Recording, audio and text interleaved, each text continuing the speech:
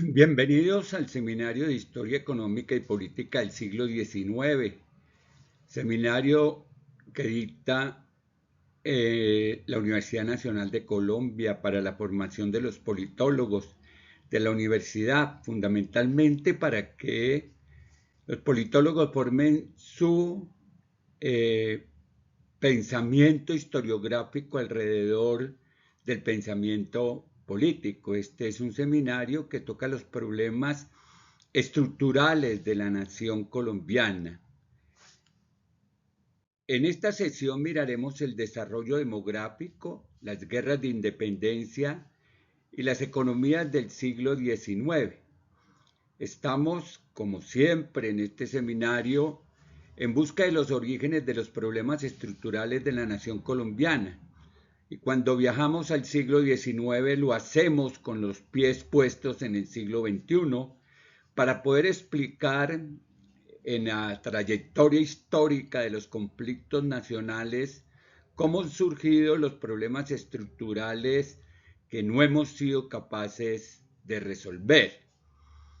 Hoy miraremos el momento de la independencia y la forma como evolucionaron las primeras repúblicas en términos de los conflictos y guerras civiles que se produjeron y los debates que se abrieron sobre temas centrales como la configuración del Estado republicano y la muy fuerte discusión entre centralismo y federalismo. Vamos a mirar poco a poco, con ideas fuerza, elementos constitutivos de esas problemáticas políticas, sociales, económicas que nos heredó el siglo XIX en los orígenes de la República y el Estado Nacional y que hoy arrastramos en los conflictos nacionales y regionales. Primero comencemos por señalar la situación de España a comienzos del siglo XIX. La situación de España, que es la metrópoli, no es fácil. España se encuentra en guerra con Francia y su situación político-administrativa de las colonias en América es precaria y es difícil. Hay una especie de vacío de poder metropolitano en el universo virreinal. Esto hace que se produzca una situación de vacío de poder que alimenta la inconformidad de las colonias y los procesos de independencia. Las tensiones en América se dan entre quienes apoyan a la monarquía y a la dominación española y quienes emprenden y desarrollan los movimientos de independencia y se van a expresar en dos consignas que se van a ir levantando a lo largo de la historia de Colombia, quienes están con los imperios y quienes están por la construcción de las autonomías, independencias y soberanías de nuestra nación. Y eso se expresa en esa frase célebre de viva el rey, muera el mal gobierno. Y viva el rey significa el reconocimiento del poder imperial y muera el mal gobierno significa que ese poder imperial debe garantizar que en las colonias se desarrollen gobiernos eficientes que tomen en consideración los aspectos fundamentales de las necesidades de los subordinados. A partir de 1810, esa tensión se va a hacer más evidente en la Nueva Granada, lo que generará una indecisión entre avanzar en los procesos de fundación de la nación colombiana, del Estado, con la construcción de un nuevo gobierno y un nuevo Estado. Esas contradicciones sociales y políticas en el marco de las cuales se va a dar el proceso de independencia se van a dar entre dos tendencias centrales. Dos tendencias que van a ser parte de los problemas constitutivos de la nación en términos de los escenarios políticos, aunque allí están en el proceso emancipatorio y en la lucha por la independencia frente a la metrópoli,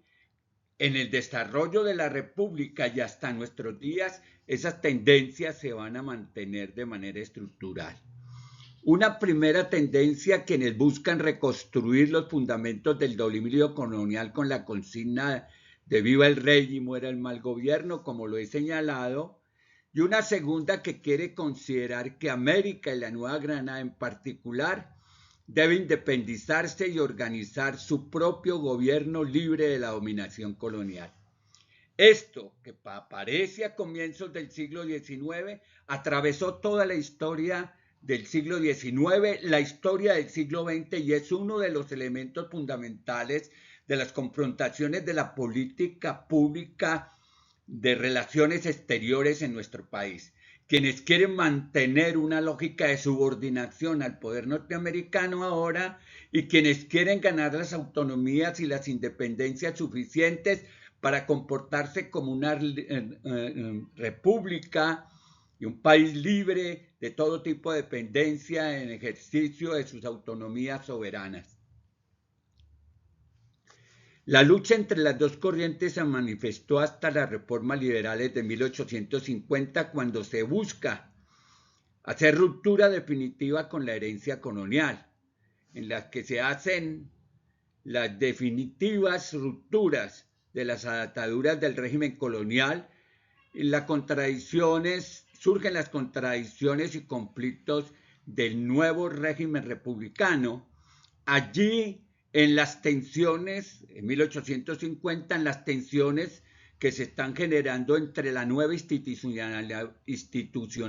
política, que va a ser el origen de los partidos liberal y conservador, que ya veremos más adelante.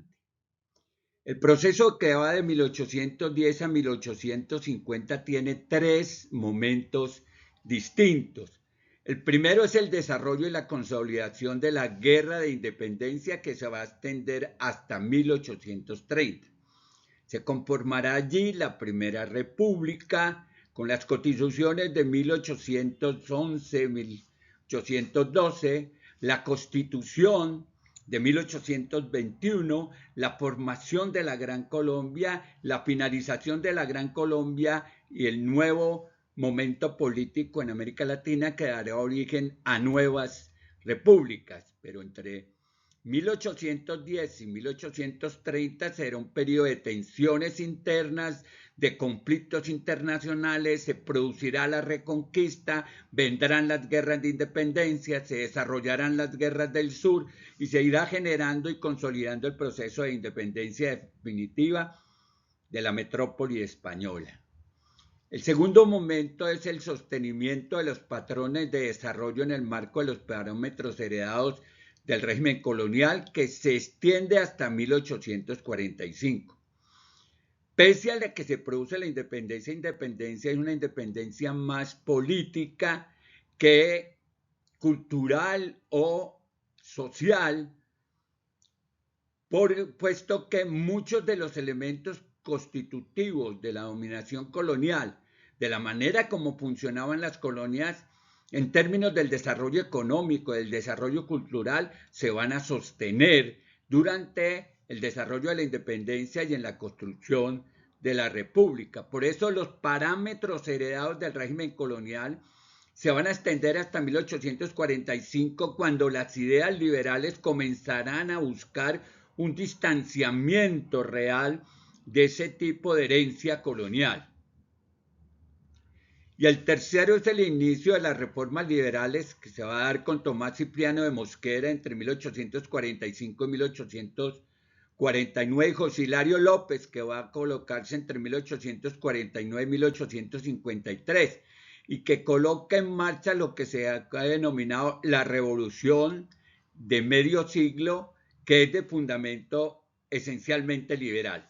En ese periodo, y particularmente durante el gobierno de José Hilario López, se pondrá fin a la esclavitud y a las prácticas de la manumisión, y por fin ese sector de la población que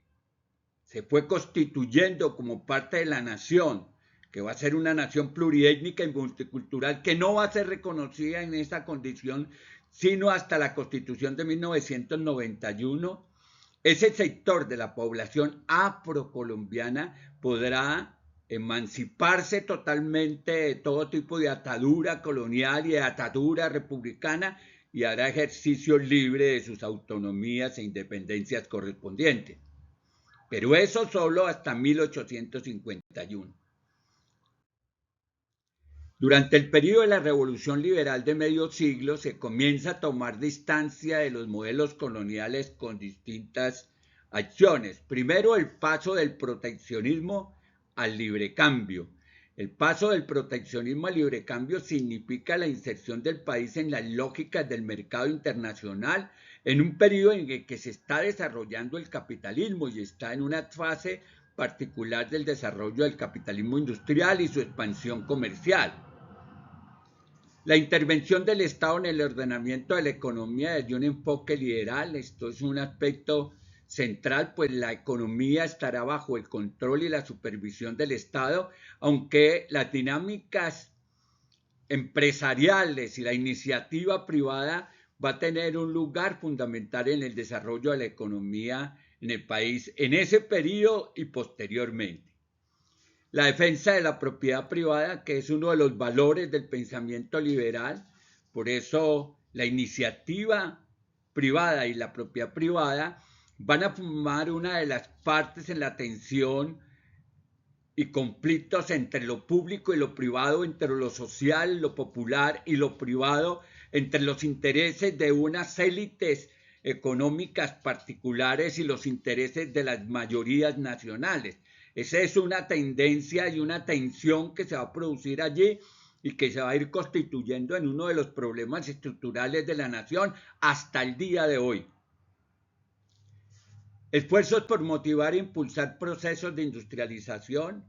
Desde mediados del siglo XIX hay un interés por desarrollar la industria y eso va a obligar a que se impulsen programas de educación y se impulsen programas económicos que den un impulso particular a la industria. Sin embargo, el desarrollo industrial que va a comenzar a finales del siglo XIX con una industria artesanal que pasa hacia la industria manufacturera y de allí hacia la industria fabril, se va a desarrollar entre finales del siglo XIX y la 1977-1978, cuando la industria, el desarrollo industrial se detiene y comienza su decadencia, a convertirnos en lo que somos hoy, que somos un país fundamentalmente de economías extractivistas, extractivismo agrario y extractivismo minero, con una industria muy precaria, un desarrollo industrial muy precario y una actividad comercial relativamente vigorosa. La protección de los productos nacionales va a generarse en esas tensiones entre el proteccionismo y el libre cambio. Muchos de los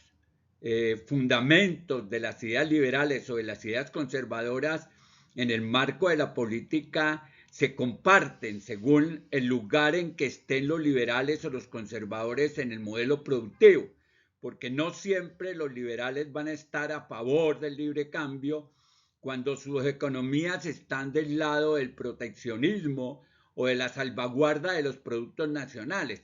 No siempre tampoco los conservadores van a estar del lado del proteccionismo cuando sus economías están articuladas a un mercado exportador. Todos estos elementos juegan en la configuración de un modelo de comportamiento económico en donde confluyen los intereses de liberales y conservadores más allá de sus fundamentaciones y distanciamientos ideológicos.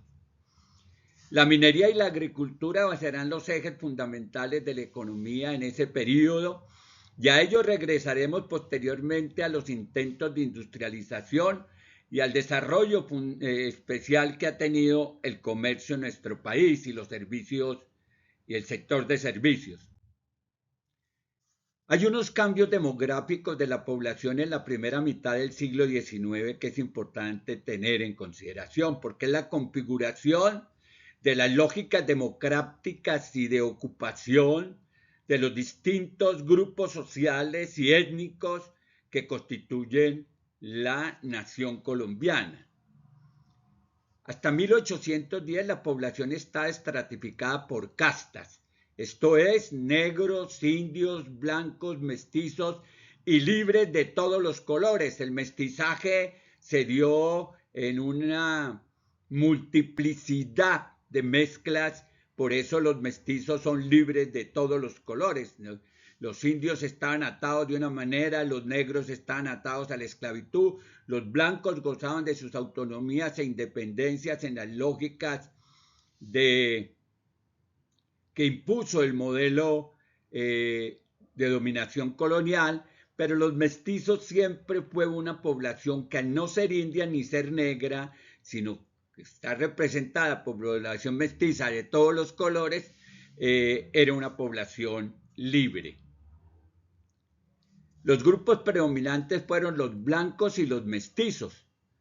con intereses distintos. Las alianzas comienzan a gestarse en torno al ideal de lo criollo, y lo criollo es la particular forma de verse en un territorio y en las posibilidades que ese territorio ofrece a un proyecto de vida independiente, autónoma y soberana. Entonces la idea de lo criollo es la idea de lo nacional, es la idea de lo propio, es la idea de tener arraigo en un país o en un territorio y construir de allí un modelo de organización social, económica y política. Después de la independencia, el nuevo orden social se establece sobre la población libre y la población esclava. La población negra siguió siendo explotada en condiciones de esclavitud y discriminada. Y todos los esfuerzos que hizo Alejandro Petión en el paso que hizo Bolívar por Jamaica y que pasó por Haití y el compromiso que adquirió de ir liberando a la población esclava en las luchas de independencia en América, se vio frustrada por los intereses de los grandes hacendados y las élites económicas criollas que participaron en la lucha de independencia y eran esclavistas. Lo que se consiguió en la Constitución de 1821 fue la libertad de partos, que generó una institución que es la manumisión. Esto es, que los hijos de esclavos quedaban unidos a sus padres hasta que cumplieran 18 años. Posteriormente, se extendió en un periodo de aprendizajes para la vida libre hasta los 25 años, pero ya para ese entonces, de 1821 a 1845, lo que está produciéndose es una crisis en la institución esclavista que ya no justifica tener esclavos, y es en razón de esto, de que hay una oferta de mano de obra mestiza libre que puede reemplazar el trabajo esclavo, que se produce la decisión de acabar con la esclavitud en el marco de las ideas liberales que José Hilario López va a hacer efectivas con la Ley de Liberación de los Esclavos. La población indígena fue invisibilizada después de la independencia y solamente hasta comienzos del siglo XX la población indígena retomará las causas de la identidad, del desarrollo por sus tradiciones y la lucha por sus territorios en la gesta que se va a dar alrededor de Quintín Lame. Desde 1821 comienza a interesar otros indicadores en el ámbito de la clasificación social. Se comienza a pensar en la población por la edad, por el sexo, por el estado civil, por la ocupación, entre otros aspectos que son importantes en el campo de los estudios demográficos. No obstante, la libertad de partos de la Constitución de 1821, de la que ya señalé, la población negra continuó en condición de esclavitud y los negros nacidos libres en la práctica continuaron siendo esclavos a través del sistema de manumisión. El esclavismo se da por terminado en las reformas liberales de medio siglo, cuando la institución ha dejado de ser rentable y sostener a un esclavo sale más costoso que contratar el trabajo libre. La situación de las comunidades indígenas no fue menos grave, pues se fue erosionando los regímenes de protección que tenían en el régimen colonial, particularmente el sistema de los resguardos, y la disolución de los resguardos va a acabar con las comunidades indígenas y va a generar un nuevo tipo de población campesina, minifundista y dispersa, en términos de los elementos de cohesión cultural que tenían los grupos indígenas que posteriormente deberán reconstruirse y entrar en los sistemas de cohesión que tienen actualmente. Durante la primera mitad del siglo XIX se realizaron 4 censos de población. Entre 1825 y 1835, 1843 y 1851 se desarrollaron esos censos que colocan en evidencia dos aspectos. La población está creciendo y está creciendo también la pobreza, porque la posibilidad de la equidad, de la justicia social, todos estos componentes entran en choque con las herencias coloniales, con la forma de apropiar el uso y la propiedad de la tierra y la manera como sectores grandes de la población trabajadora se ven marginados y atados a las formas de producción predominantes a través de la hacienda y a través de las plantaciones o de las pequeñas y medianas propiedades que van a gestarse en medio de los conflictos de las guerras civiles y que vienen también de las tradiciones coloniales, ese régimen de hacienda. Pero para que la economía crezca en una proporción que garantice el bienestar total de la población, tiene que generarse un proceso de redistribución que no excluya sectores de la población de los procesos productivos y de los beneficios que los procesos productivos dan a la sociedad para que ésta pueda tener los más altos niveles de calidad de vida. La Ley 25 de 1824 organiza administrativamente el país en 4 departamentos y en 15 provincias. Para ese entonces, 1824, la Nueva Granada está dividida en 4 departamentos y 15 provincias que son el departamento Boyacá con la provincia de Tunja, Pamplona, Casanare y Socorro. El departamento del Cauca con las provincias de Popayán, Pasto, Chocó y Buenaventura, casi toda la costa pacífica. La provincia del Magdalena con Cartagena, Santa Marta y Riohacha, casi toda la costa atlántica. Y el departamento de Cundinamarca con las provincias de Bogotá, Antioquia, Neiva y Mariquita, casi todo el centro andino. Esta es la forma de organización administrativa que adquiere la Nueva Granada según la Ley 25 de 1824. Las guerras de independencia y civiles en el crecimiento demográfico. Las guerras no afectaron significativamente el crecimiento demográfico. El impacto demográfico solo se sintió a nivel local porque los conflictos armados generaron reclutamiento, movilización y desarraigo. Estos conflictos, no solamente las guerras de independencia, la guerra de reconquista y las nuevas guerras de independencia, sino las guerras civiles que se van a dar en la constitución de las primeras repúblicas, van a ser parte de las fuerzas dinamizadoras de la organización del mapa demográfico del país, porque va a generar, primero, movilización poblacional, va a generar desarraigo y van a generar, una vez terminadas las guerras, una reubicación de la población que participó en ellas que va a ir poblando el territorio. La movilización de población hacia las guerras generaron desequilibrios en la masa global de población. Los dos conflictos que afectaron de manera más significativa el crecimiento demográfico fueron, primero, las guerras de independencia que se van a dar entre 1810 y 1824. Muchas de esas guerras de independencia llevaron población desde la Nueva Granada hacia el virreinato de Quito, el virreinato de Lima, es decir, se fueron las guerras hacia el sur a la liberación del Ecuador, del Perú, de Bolivia, y esto genera una dinámica poblacional crítica.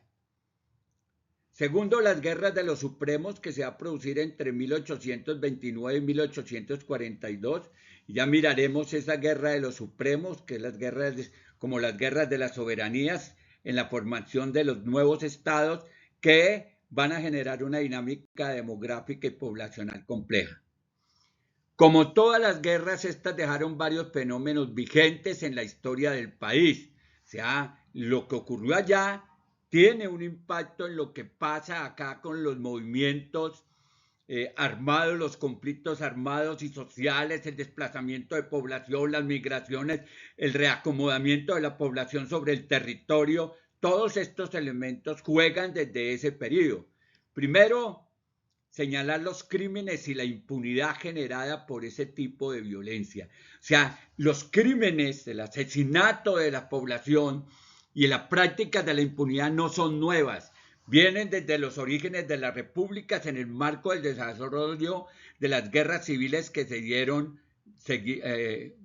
siguiendo el proceso de independencia. Segundo, la pobreza generalizada que suelen producir las guerras, pero que también suele producir las formas en que las guerras contribuyen a los procesos de la acumulación de riqueza, de la cual se apropian básicamente los sectores más poderosos que participan en las guerras. El bandidaje y el bandolerismo, que son propios del desarrollo de los conflictos armados, la vagancia y la desocupación que se dan en esos periodos, la viudez y la orfandad, que es una de las consecuencias fundamentales del desarrollo de la guerra, porque los hombres van a la guerra, mueren en ella, generan viudas y generan huérfanos. La migración y el desplazamiento que todavía vivimos en el país como consecuencia de los conflictos armados.